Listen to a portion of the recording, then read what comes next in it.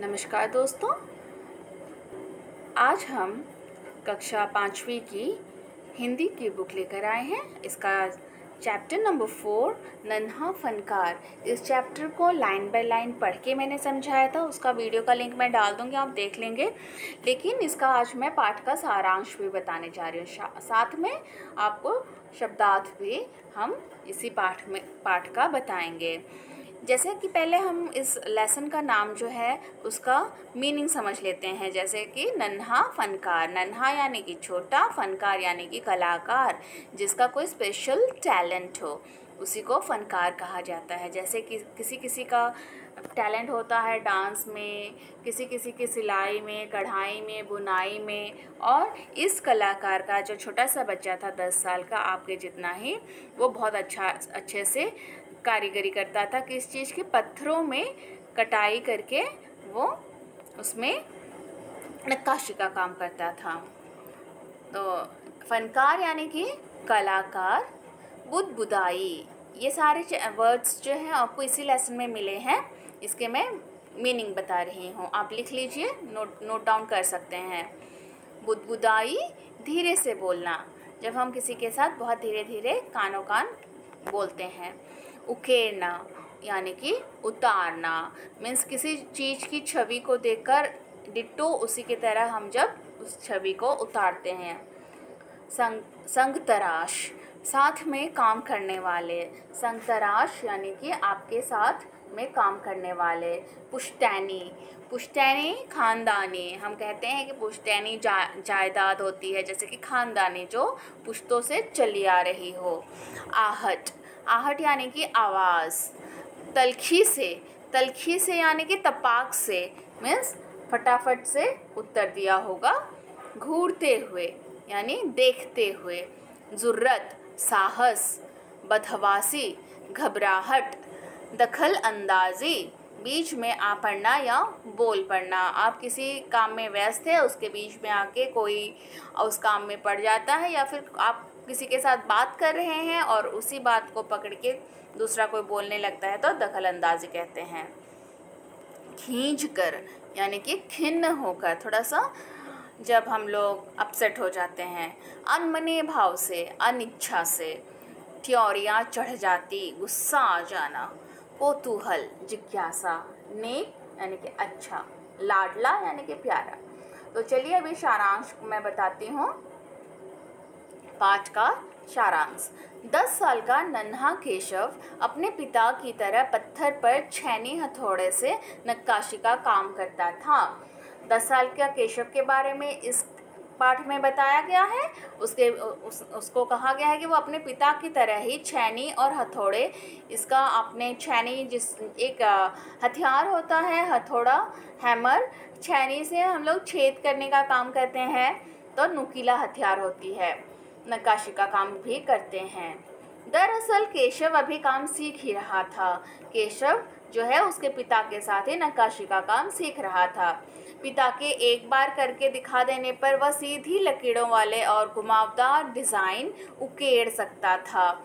पिताजी ने सिर्फ एक ही बार दिखाया कि वो साथ ही साथ उसे सीख कर उसी तरह के डिज़ाइन को वो उकेड़ यानी कि सेम टू सेम बना सकता था, पर उसे घंटियाँ बनाना ज़्यादा मुश्किल लगता था।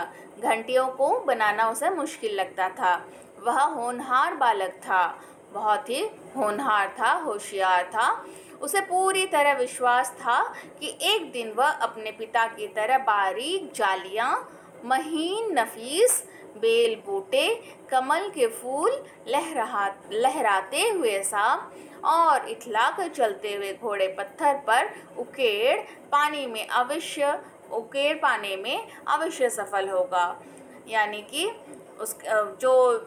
जिस काम को वो सीख रहा था अपने पिता से, उसमें से कुछ बारीक काम, जैसे कि जालियों को बनाना। आपने किसी भी अगर मॉन्यूमेंट को देखा है तो उसमें देखा होगा कि जालियाँ बनी होती हैं खिड़की की जगह में, और उस तरह की जालियाँ बनाना। फिर महीन और वॉल में देखा होगा कि दीवारों में नक्काशी की रहती है, बेल बूटे की, कमल के फूल के, फिर लहराते हुए सांप का, फिर घोड़े दौड़ते हुए घोड़े भी उसमें उकेड़ के रखा होता है, बना के रखा होता है। तो वो उसको लगता था कि वो भी इन सब को बनाने में सफल हो ही जाएगा।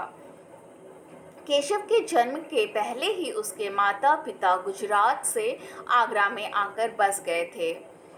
तो केशव के माता पिता पहले गुजरात के थे, बाद में आके वे केशव के जन्म से भी पहले आके वे गुजरात से आगरा में बस गए थे। बादशाह अकबर उस समय आगरे का किला बनवा रहे थे और केशव के पिता को यही काम मिल गया था और उसी समय बादशाह अकबर जी का किला बन रहा था, आगरे का किला, और उसके पिता भी उसी समय गुजरात से आगरा आए थे और उन्हें भी काम मिल गया था।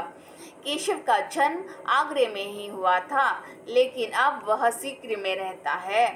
तो केशव का जन्म भी आगरे में हुआ, मगर बाद में वे लोग सीकरी में रहने चले गए थे।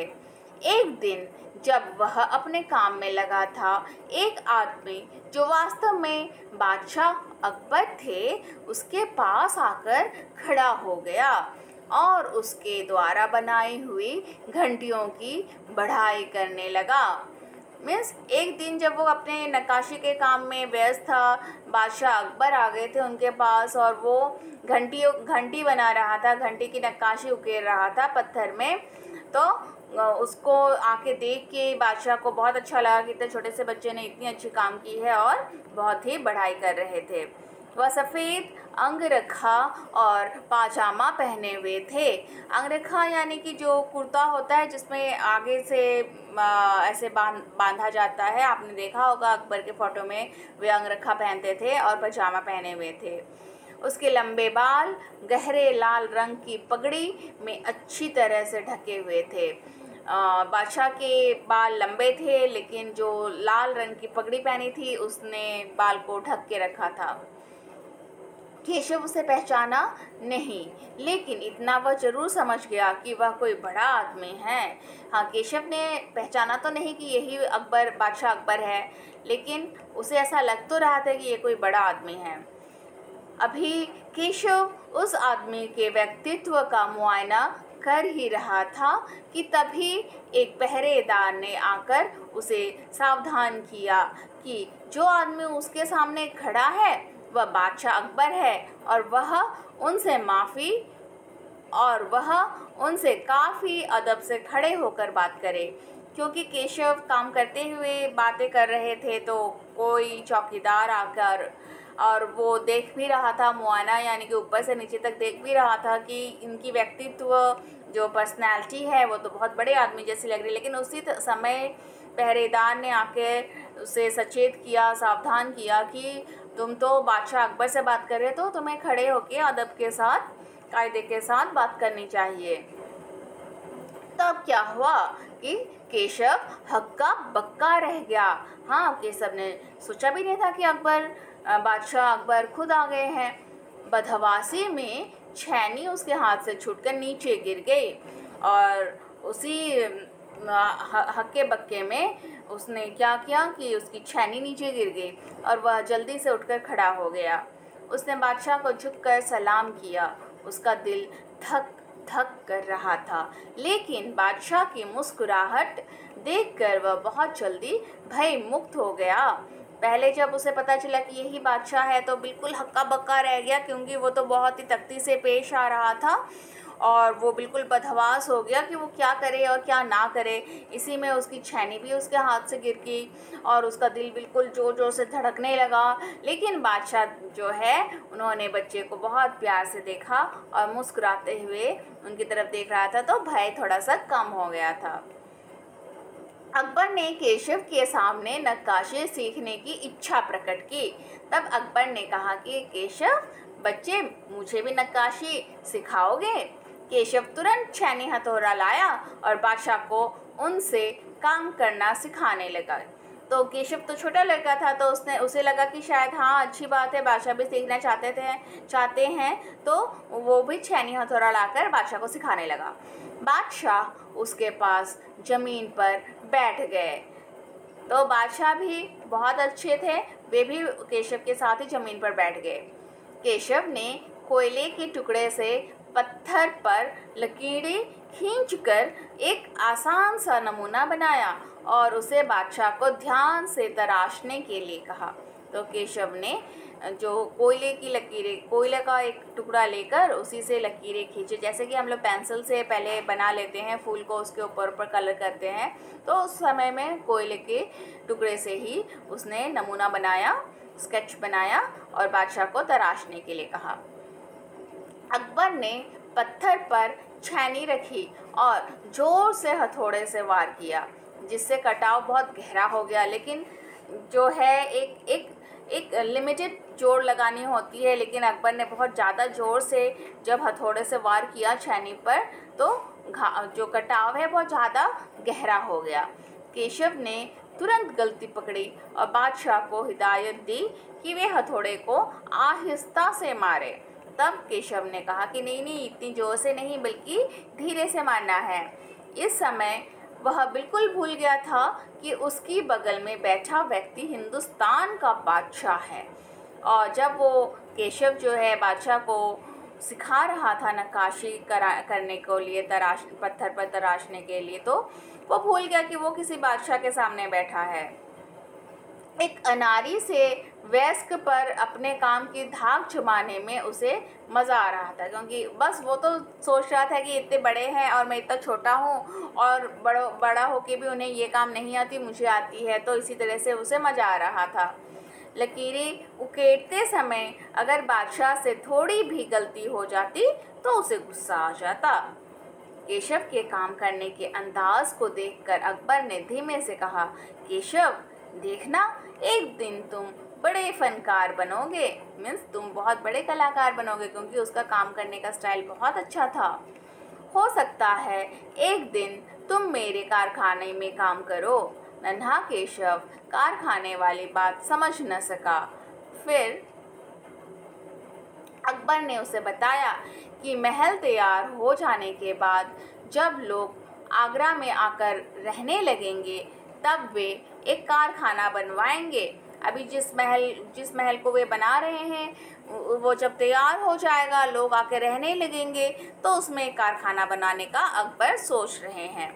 इस कारखाने में सल्तनत के सबसे बढ़िया फनकार और शिल्पकार काम करेंगे, तो और उस कारखाने में उनकी रियासत का, उनके सल्तनत का जो है सबसे बढ़िया फनकार और शिल्पकार ही काम करेंगे। यह सुनकर लड़के का चेहरा चमक उठा। उसे भरोसा हो गया कि जब कारखाना खुलेगा तब उसे काम अवश्य मिलेगा, क्योंकि बादशाह ने खुद ही कह दिया है और उसे भी अपने ऊपर पूरा भरोसा है कि वो अच्छा कलाकार है, शिल्पकार है। शिल्पकार क्या करते हैं? शिल्पकार किसी भी चीज़ में आकार देते हैं। शिल्प यानी कि कला है ना, कलाकार, शिल्पकार, जैसे कि पत्थर में कोई आकार देना, किसी काठ के टुकड़े में कोई आकार देना। रात हो गई। केशव धीरे से अपने पिता के बिस्तर में घुस गया और पूछ बैठा, बादशाह के पास आगरा में एक से बढ़कर एक खूबसूरत महल हैं, फिर वे सीकरी में यह शहर क्यों बनवा रहे हैं? पिता ने उसे बताया कि जब बादशाह की कोई संतान नहीं थी तब वे सीकरी में ख्वाजा सलीम चिश्ती के पास आए थे। उनके आशीर्वाद से बादशाह को तीन संतानें हुई, शहजादा सलीम, मुराद और दनियाल। फिर उन्होंने ख्वाजा सलीम चिश्ती के सम्मान में सीकरी में नगर बसा दिया। इतना ही नहीं, उन्होंने अपने एक बेटे का नाम भी सलीम रख दिया। तो क्योंकि बादशाह को जो है ख्वाजा सलीम चिश्ती के आशीर्वाद से बच्चे हुए थे, तो उन्होंने अपने बच्चे का नाम भी सलीम रखा है। तो ये रहा इस पाठ का सारांश। आपको ज़रूर समझ में आ गया होगा। अब आप पूरी पाठ भी पढ़ने की कोशिश कीजिए और जितने भी हार्ड वर्ड आते हैं उसे अंडरलाइन करके उसे बिल्कुल नोटबुक में नोट डाउन करने के बाद उसकी श्रुत लेख यानी कि सुनकर लिखना, डिक्टेशन लेना बहुत ज़रूरी है। आप लोग मेरे डिस्क्रिप्शन बॉक्स में दिए गए लिंक से पूरे पाठ को भी पढ़िए। बार बार पढ़ के अभी आपको प्रैक्टिस करना है। आप लोगों को मेरा वीडियो कैसा लग रहा है ये भी ज़रूर कमेंट बॉक्स में बताइए और हो सके तो मेरे चैनल को सब्सक्राइब कर लीजिए, ताकि उसमें जो बेल आइकन आता है आपको दिख रहा होगा, उस बेल आइकन को दबाने से आपको नोटिफिकेशंस भी मिलते रहेंगे और मेरे एजुकेशंस के वीडियो मिलते रहेंगे। धन्यवाद।